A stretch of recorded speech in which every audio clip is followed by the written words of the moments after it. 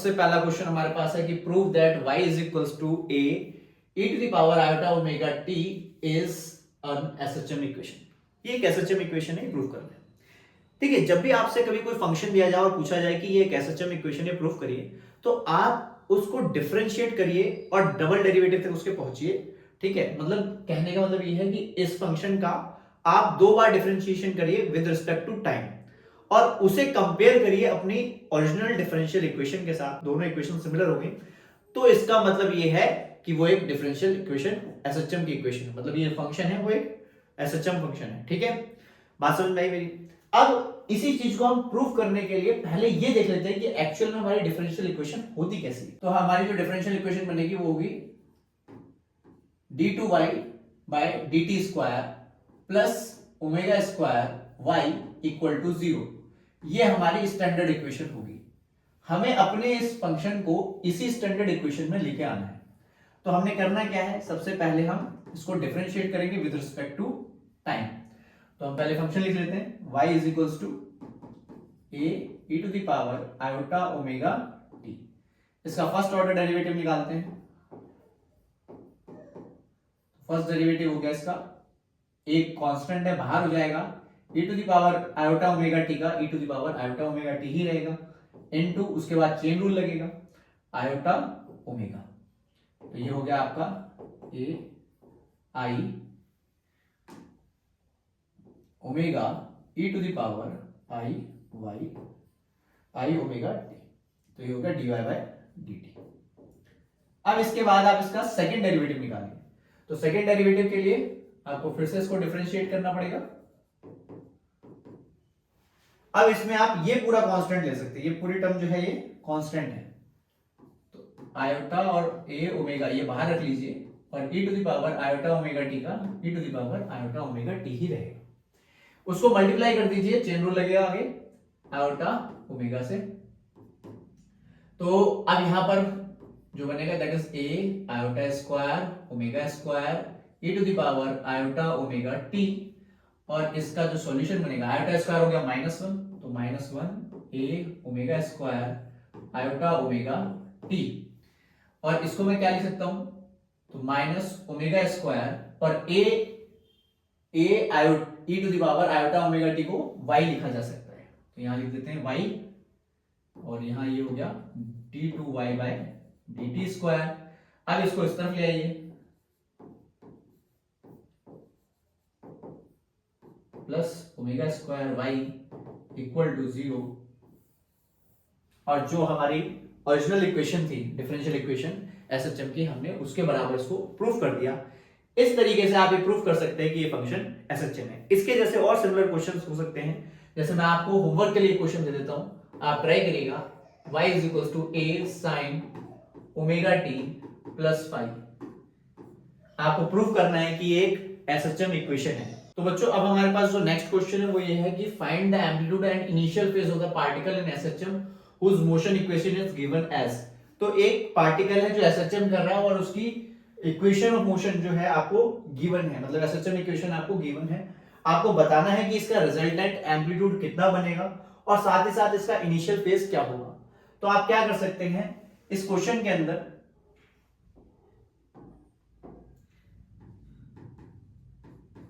कि आप a को लेट कर लीजिए r cos फाइव और b को लेट कर लीजिए r sin फाइव, और उसके बाद इस इक्वेशन को रीराइट कर लीजिए r cos five sin omega t plus r sin five cos omega t। अब इस पर r कॉमन लेकर के आइडेंटिटी लगा देंगे हम।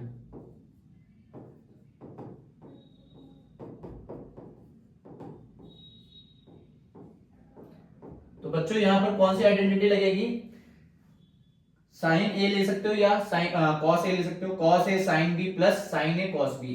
तो उस आइडेंटिटी के अकॉर्डिंग आपका बन जाएगा साइन ए प्लस बी, मतलब ओमेगा टी प्लस फाइव और आर कॉमन। तो R is the resultant amplitude, क्योंकि इस पूरी इक्वेशन का रिजल्टेंट एम्पलीट्यूड क्या बना, आर बना, और ये फाइव जो है इसका इनिशियल फेज है।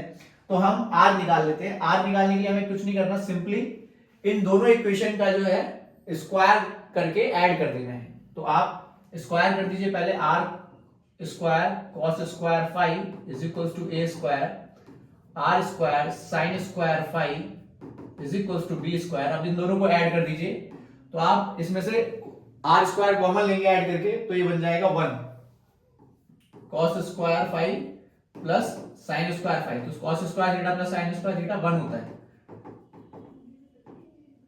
तो हो जाएगा 1 R square is equal to A square plus B square. It means R is equal to under root of A square plus B square. अब इसी क्वेश्चन को अगर मान लीजिए आपके एग्जाम में आ जाए एमसीक्यू फॉर्मेट में, और सिर्फ 5 सेकंड या 2 सेकंड के अंदर आप आंसर बता सकते हो कि ये जो आगे के वैल्यूज है, ठीक है, इन दोनों का वेक्टर सम कर लेना है, और दोनों के बीच में जितना एंगल है मैं आपको उससे भी इसको सॉल्व करवा के दिखाऊंगा। ये मैंने एक मेथड से सॉल्व किया, अभी मैं इसको वेक्टर फॉर्म से सॉल्व करवाता हूं ताकि आप इसको और जल्दी सॉल्व कर पाएंगे। अब बात करते हैं tan फाई की, जो इसका एंगल है इनिशियल फेज, आप फाई भी जानना चाहते हैं तो आप क्या करेंगे, इन दोनों को आपस में डिवाइड कर देंगे, तो it is b by a, tan inverse b by a is the initial phase. Clear. अब हम मान लीजिए इसी क्वेश्चन को और जल्दी करना चाहते हैं, तो हमें क्या करना होगा, जैसे ये क्वेश्चन है तो आपने क्या करना है, इस फॉर्मेट में लेकर के आना है इसको भी, मतलब साइन, इसको कॉस वाले को भी साइन के फॉर्मेट में लेकर के आना है। तो हम उसे वेक्टर फॉर्म में लेके आएंगे, तो इसको हम ऐसे लिख सकते हैं, a sin omega t plus b cos omega t plus pi by 2। तो हम इसको इस फॉर्मेट में लिख सकते हैं। अब इस फॉर्मेट में हम इसे कैसे बनाएंगे, देखिए जो जिसके पास छोटा एंगल, देखिए इसके पास बड़ा एंगल है, इसके पास छोटा एंगल है, तो छोटे वाले को नीचे लिखेंगे, बड़े वाले एंगल को ऊपर लिखेंगे, जो बड़े वाले एंगल का एम्पलीट्यूड है उसे ऊपर लिखेंगे, और इनके बीच में 90 डिग्री एंगल है, मतलब कि इसका और इसका एंगल का डिफरेंस जो आएगा वो 90 डिग्री आएगा। अब इसका जो रिजल्टेंट होगा दैट इज आर, तो वो कितना होगा, under root A square plus B square. तो वही आपका रिजल्टेंट वैल्यू हो गया। आपने फटाफट सॉल्व कर दिया बिना मैथमेटिकल इक्वेशन बनाए। इसके अलावा जब आप इसका फाई काउंट करेंगे, फाई कितना आ रहा है, तो tan फाई बराबर हो जाएगा b बाय a के। तो यही दोनों रिजल्ट जो आपने पहले ऑब्टेन किए थे, वही दोनों रिजल्ट आप वेक्टर फॉर्म से भी आसानी से ऑब्टेन कर सकते हैं बिना इतना टाइम वेस्ट करे। तो बच्चों नेक्स्ट क्वेश्चन हमारा जो है वो है, body of mass 1 kg is executing simple harmonic motion is given by y equal to 6 cos 100t plus 4 pi centimeter.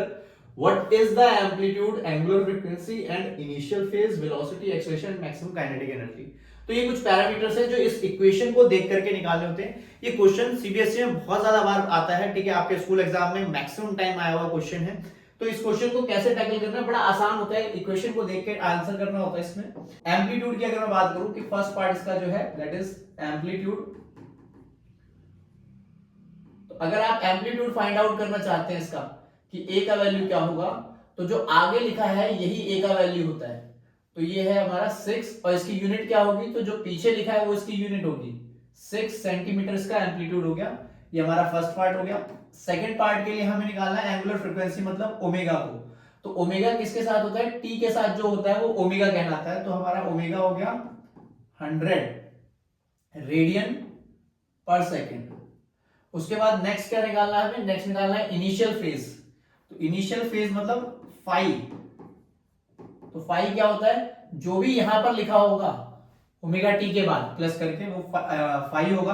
तो फाई हो गया हमारा 4 पाई रेडियन, इसकी यूनिट रेडियन होती है। फोर्थ क्वेश्चन, फोर्थ है हमारा वेलोसिटी क्या है इसकी, तो velocity is v omega under root A square minus Y square. Omega का वैल्यू हम ऑलरेडी निकाल चुके हैं, 100 है, और यहां से a एम्पलीट्यूड है विच इज 0.6, क्योंकि इसको मीटर में रखना पड़ेगा, तो 0.06 मीटर का स्क्वायर माइनस वाई स्क्वायर। तो ये हो गई हमारी वेलोसिटी किसी भी मोमेंट पे। इसके बाद एक्सेलरेशन कितनी होगी, तो फिफ्थ पार्ट है एक्सेलरेशन a। तो एक्सेलरेशन का वैल्यू था minus omega square Y, minus sign restoring nature को इंडिकेट करता है। आप मैग्नीट्यूड में निकालना चाहें तो पॉजिटिव वैल्यू आ जाएगी।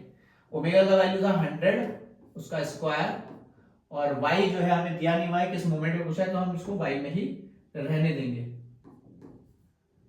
ठीक है। तो चलिए अब हम काइनेटिक एनर्जी निकालते हैं। इसकी काइनेटिक एनर्जी के लिए हमें क्या करना होगा, तो maximum value of kinetic energy is half M V max का स्क्वायर।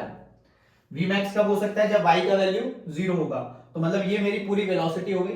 तो इस वेलोसिटी का वैल्यू, वी मैक्स का वैल्यू हम पहले ऑब्टेन कर लेते हैं। इसको 0 पुट कर देंगे और ये हो जाएगा 100 इनटू में 0.06 का होल स्क्वायर और ये ब्रैकेट, ठीक है। तो रूट और जो है स्क्वायर कैंसिल आउट हो जाएंगे, जो वैल्यू बचेगी दैट इज 6। अब इसको यहां पुट कर देते हैं। Maximum value of kinetic energy is half, mass है 1 kg का, इनटू में वेलोसिटी, तो वेलोसिटी है 6 का स्क्वायर 36 बन जाएगा और 36 डिवाइडेड बाय 2 18, तो आंसर इज 18 जूल।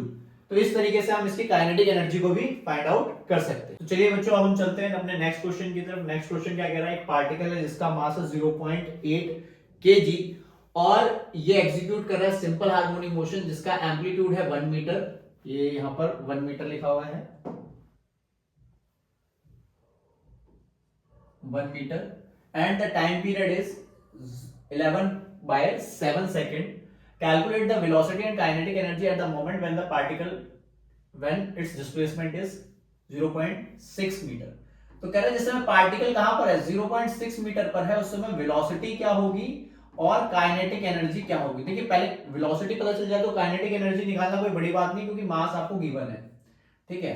तो सबसे पहला हमारा टास्क होगा वेलोसिटी निकालना। तो velocity in terms of displacement कौन सा फॉर्मूला लगेगा? v equal to omega under root a square minus x square.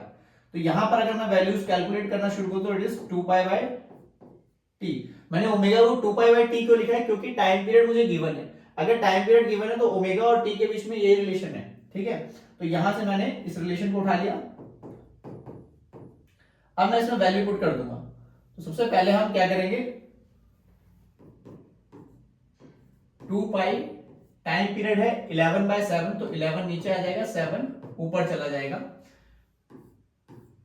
Into ए का वैल्यू एम्पलीट्यूड कितना है 1, तो 1 का स्क्वायर और यहां पे 0.6 का होल स्क्वायर। अब आप इसको क्या कर सकते हैं? ऐसे भी लिख सकते हैं 22/7 इंटू 7 और यहां पर 1 का स्क्वायर बाय 36 डिवाइडेड बाय 100।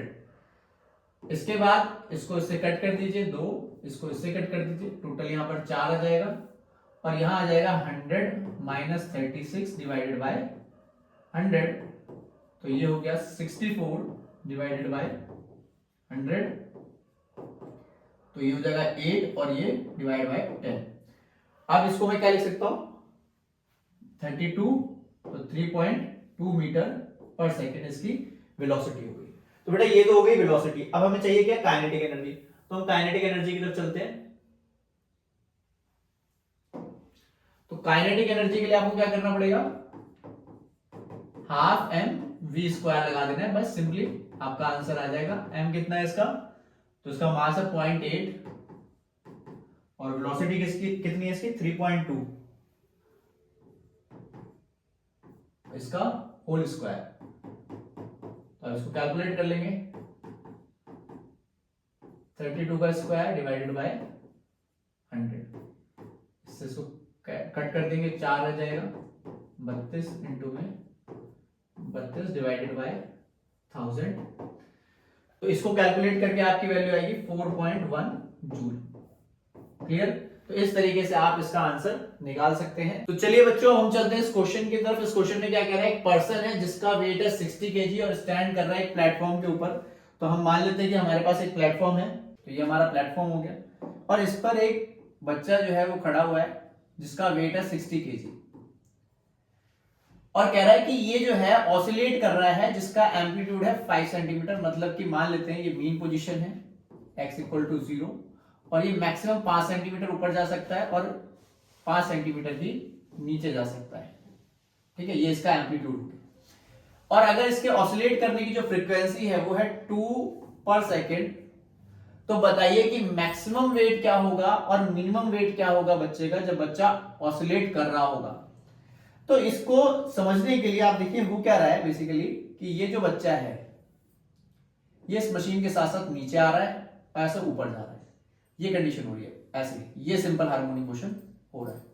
तो किस कंडीशन में सबसे ज्यादा फोर्स लगेगा, तो वो समझते हैं। देखिए जब ये ऊपर जाएगा, जैसे ये ऊपर की तरफ जाएगा तो एक सूडो फोर्स इस बच्चे पे नीचे की तरफ लगेगा। जब इस बच्चे पे नीचे की तरफ सूडो फोर्स लगेगा तो इसका वेट फोर्स और सूडो फोर्स, ये दोनों फोर्स मिला करके जो वेट है उसको इंक्रीज कर देंगे और जो वेइंग मशीन का वेट है वो ज्यादा आ जाएगा, मतलब 60 केजी से ज्यादा बच्चे का वेट हो जाएगा। वही जैसे ये नीचे आएगा, तो जब नीचे आएगा तो इसको रिस्टोरिंग फोर्स ऊपर की तरफ लगेगा, क्योंकि सूडो फोर्स किधर लगेगा, ऊपर की तरफ। तो इसका जो वेट फोर्स है और जो सूडो फोर्स है वो एक दूसरे को काउंटर आउट कर देंगे, मतलब कैंसिल आउट करेंगे और कम करने की कोशिश करेंगे, जिसके चलते इसका वेट कम हो जाएगा। तो बात समझ में आई? तो चलिए हम सॉल्व करते हैं इसको।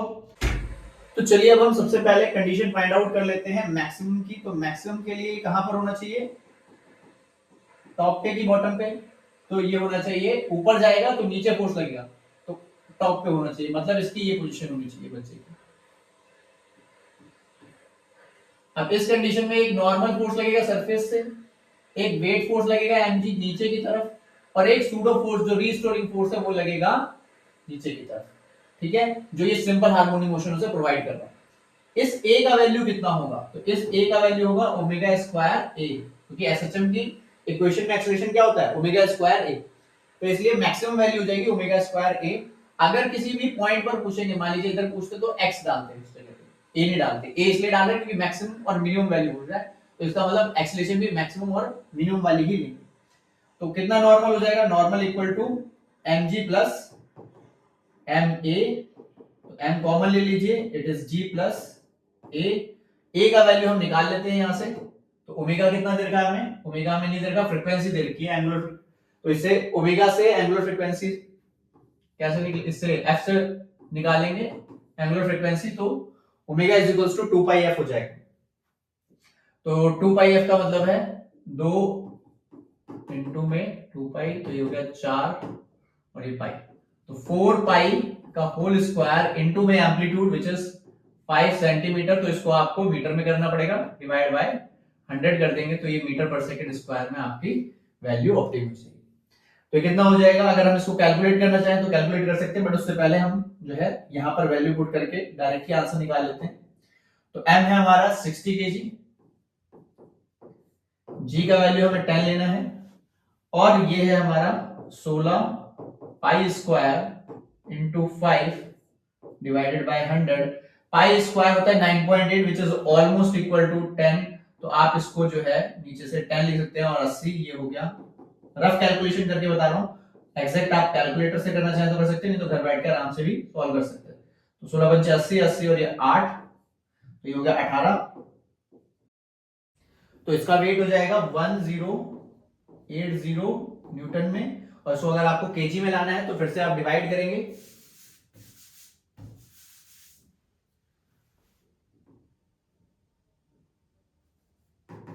तो इसको अगर मास में कन्वर्ट करना है तो डिवाइड कर देंगे 10 से, तो इट इज 108 केजी। तो 60 किलो का बंदा 108 किलो का दिखेगा। ठीक है, अब यही केस हम दूसरे में लगाते हैं जिसमें हमें मिनिमम चाहिए। तो मिनिमम के लिए हमें क्या करना पड़ेगा, फिर से इसको कैलकुलेट करना पड़ेगा, बट इस बार माइनस हो जाएगा, मिनिमम में माइनस हो जाएगा। क्यों माइनस हो जाएगा, क्योंकि नीचे होगा, तो जब नीचे होगा तो सूडो फोर्स किधर लगेगा, ऊपर की तरफ लगेगा, ma ऊपर की तरफ लगेगा, mg नीचे की तरफ लगेगा, और यहां से नॉर्मल लगेगा।